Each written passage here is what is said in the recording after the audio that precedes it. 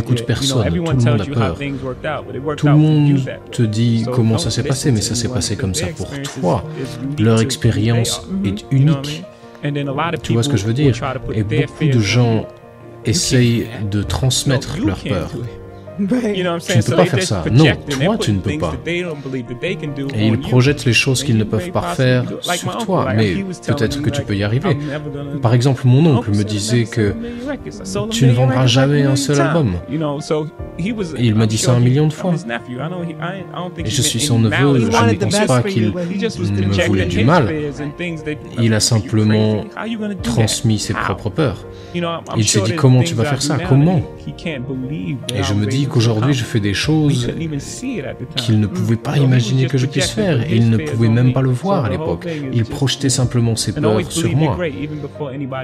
Il faut toujours croire qu'on est grand avant même que les autres le pensent. Tout ça, c'est beaucoup pour ma famille. Tout ce que je fais, j'en parle avec ma famille toujours, à ma grand-mère, à ma mère.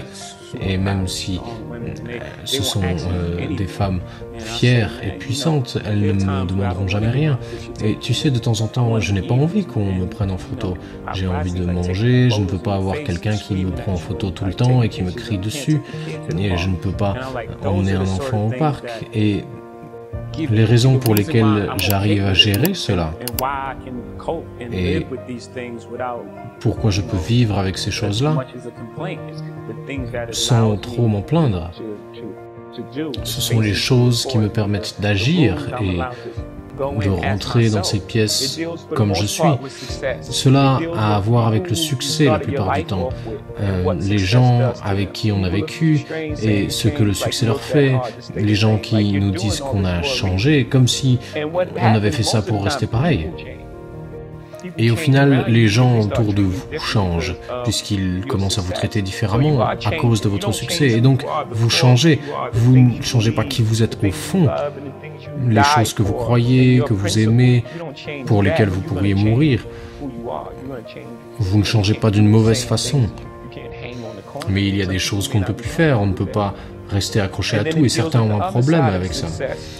Et cela en dit long aussi sur la façon dont les gens vous regardent à cause de votre succès. Quel que soit l'endroit auquel vous êtes parvenu, vous avez toujours ces regards quand vous passez une porte où on se dit « Oh oui, c'est celui-là qui a fait ceci ».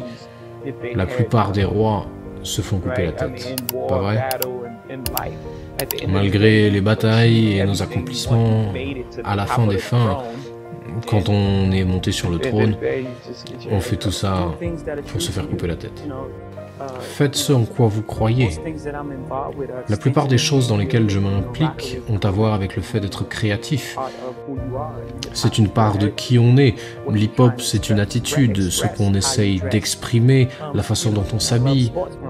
Par exemple, j'adorais le sport quand j'étais petit et j'ai grandi dans une maison où il y avait du sport 24 heures sur 24 et donc toutes ces choses qui sont confortables pour moi, ces choses-là que j'aime, je conseillerais donc de s'impliquer dans des choses qu'on aime et de rester vrai envers soi-même et de trouver une forme de vérité dans ce qu'on fait. Qu'avez-vous appris dans la rue puisque vous dites avoir vendu du crack à 13 ans, est-ce que cela vous a inculqué quelque chose pour devenir un businessman à succès? Oui, toutes les choses qu'on applique dans les affaires. On dit « Oh, il a un excellent instinct ». Eh bien, dans la rue, avoir un bon instinct, c'est la différence entre la vie et la mort. Il ne s'agit pas de manquer un contrat, ça ce n'est rien, pas vrai? Et en ayant une certaine intégrité, eh bien, les gens veulent faire des affaires avec vous. Et ça, c'est très important. La confiance, être un homme de parole, toutes ces choses rentrent en jeu dans les affaires. Je ne fais pas l'éloge de l'école de la rue ou d'autres activités, mais c'est comme ça que ça se passe.